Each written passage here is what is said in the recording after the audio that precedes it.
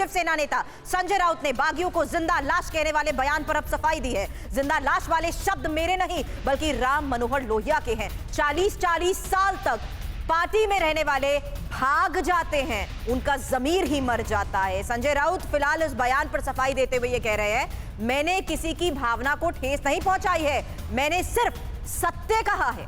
क्या कहा संजय राउत ने, सुनिए। उनका जमीर मर गया है, जनता आत्मा मेला है, सिर्फ अभी उनका बॉडी बचा है, जिंदा है, जिंदा लाशें, ये तो शब्द हमारे हिंदी मराठी सब भाषा में है। तो यहाँ तो उनकी सिर्फ बॉडी आ जाएगी, आत्मा कहाँ है?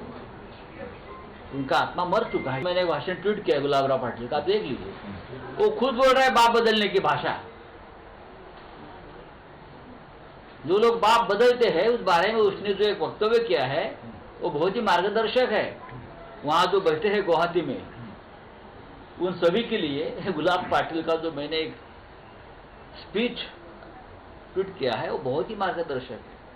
कैसे कैसे लोग अपना बाप बदल लेते हैं, बेईमान होते हैं, पार्टी में खाते हैं पीते हैं बड़े होते हैं और अपना बाप बदल लेते हैं। हम बाप बदलने वाले में से नहीं है। ये भाषा गुलाबराव पाटिल की है, हमारी नहीं है।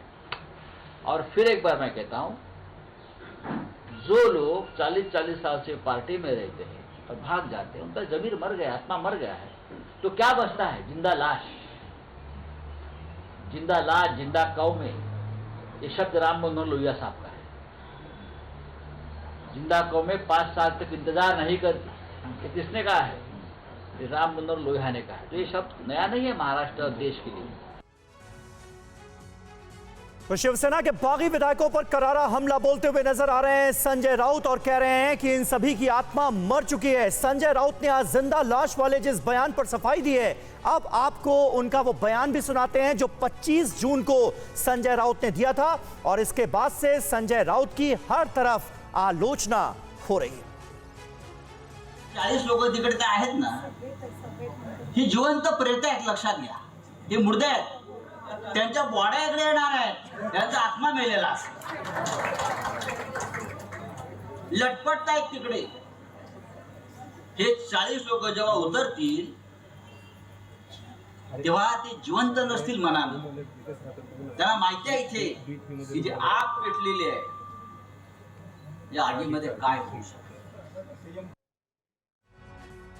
तो 25 जून का ये बयान आप सुन रहे थे संजय राउत का, जिसे लेकर आज कुछ हद तक क्लैरिफिकेशन वो देते हुए नजर आए। किस तरह के डेवलपमेंट्स हो रहे हैं ग्राउंड पर, सुप्रीम कोर्ट में भी सुनवाई होनी है, तमाम खबरों पर हमारी नजर बनी हुई है। और साथ ही मेहमानों का एक बड़ा पैनल हमारे साथ मौजूद है, उनसे आपका तारुफ करा दे। हमारे साथ किशोर तिवारी, स्पोक्स पर्सन शिवसेना, इस वक्त मौजूद है। प्रमोद तिवारी, बीजेपी के लीडर, इस वक्त हमारे साथ जुड़ चुके हैं। और स्टूडियो में सीनियर जर्नलिस्ट अशोक वानखेड़े इस वक्त हमारे साथ मौजूद है। प्रमोद स्वामी जी हमारे साथ है और साथ ही हमारे तमाम सहयोगी इस वक्त आपको नजर आ रहे हैं। अभिषेक उपाध्याय जो मुंबई में मौजूद है, आशीष सिंह गुवाहाटी से हमारे साथ जुड़े हुए हैं, पीयूष पांडे जो कि सुप्रीम कोर्ट की प्रोसीडिंग्स को लेकर जानकारी दे रहे हैं, और गणेश थोराट जो कि ठाणे से हमारे साथ लाइव है। सबसे पहले अशोक वानखेड़े जी, आप ही का रुख करना चाहूंगी क्योंकि महाराष्ट्र की राजनीति को आप बखूबी समझते हैं।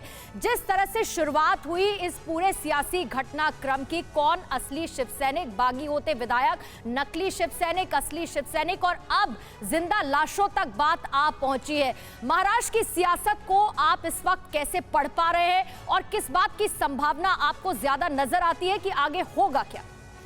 देखिए, यदि महाराष्ट्र की सियासत की बात करूं तो वर्तमान में जिस हिसाब से विधायक और मंत्री जो गए हैं विरोधी गुट के साथ, विद्रोही गुट के साथ, उससे एक बात तो तय है कि शिवसेना के हाथ से कम पार्लियामेंट्री जो पार्टी होती है वो हाथ से निकल गई है। लेकिन इसमें बहुत सारे टेक्निकल पेच फंसे हैं। मैं ये कह रहा था कि ये लड़ाई सिर्फ गुवाहाटी और चौपाटी के बीच में नहीं है, ये लड़ाई हाई कोर्ट, सुप्रीम कोर्ट पे जाएगी और कोर्ट तय करेगा कि इसमें होता क्या है। वर्तमान में शिवसेना ने जो विधायकों को निष्कासित करने का, रद्द करने का उनकी मेंबरशिप जो एप्लीकेशन दिया था, स्पीकर ने नोटिस दी, उसको लेके गए हैं। लेकिन हमारे यहाँ सर्वोच्च न्यायालय के पुराने कई केसेस हैं जिसमें इनका विद्रोही गुट कहीं ना कहीं तकलीफ में आता दिखाई देता है। कई सर्वोच्च न्यायालय के गवर्नर के राइट्स को लेके, उपाध्यक्ष के राइट्स को लेके, अध्यक्ष के राइट्स को लेके, बागियों के लिए राइट को लेके, मर्जर ऑफ द पार्टी को लेके कई चीज़ें ऑलरेडी सुप्रीम कोर्ट के साइटिंग में हैं। तो ऐसे में अभी इनके पास एक ही चारा बचता है कि ये अपने पूरे गुट का विलय, जो भी 30, 35, 37 जो भी है, 2 तिहाई इनके पास है, तो ये किसी राजनीतिक दल में इनका विलय करना बहुत ज़रूरी है, तभी जाके इनको एक इम्यूनिटी मिल सकती है। इसमें दो तरह की बातें सामने आ रही हैं। एक तो ये जिसकी संभावना ज्यादा है कि बीजेपी में विलय हो जाए इन सभी बागी विधायकों का। दूसरे एक जानकारी यह भी मिल रही है कि राज ठाकरे से संपर्क में है एकनाथ शिंदे। बिल्कुल क्योंकि वही यहां पर ठाकरे, बाला साहेब ठाकरे की विरासत को कौन आगे बढ़ाएगा, यह प्रश्न भी है। तो क्या यह दूसरी संभावना में भी कुछ दम नजर आता है क्या? इसमें एक तीसरी संभावना भी है। एक तो बीजेपी में आपको विलय करना पड़ेगा, लेकिन बहुत सारे लोग बीजेपी में जाने को तैयार नहीं है। राज ठाकरे का एक दूसरा ऑप्शन है। कल रात को शिंदे ने राज ठाकरे से बात भी की, उनकी हालचाल पूछी, और तीसरा विकल्प उनके पास है। एक प्रहार नाम की पार्टी है बच्चू कडू की, जिसके 2 एमएलए हैं और वो भी बागी है और वहाँ है। लेकिन सवाल यह है कि राज ठाकरे के साथ क्या ये लोग इतना कंफर्ट लेवल करेंगे, क्योंकि उद्धव ठाकरे के जिस बिहेवियर को लेके इन्होंने पार्टी छोड़ने की और संवादहीनता की बात की है, राज ठाकरे के यहाँ तो उससे ज़्यादा चीज़ें हैं। तो सवाल ये है कि आप कहाँ जाना चाहोगे।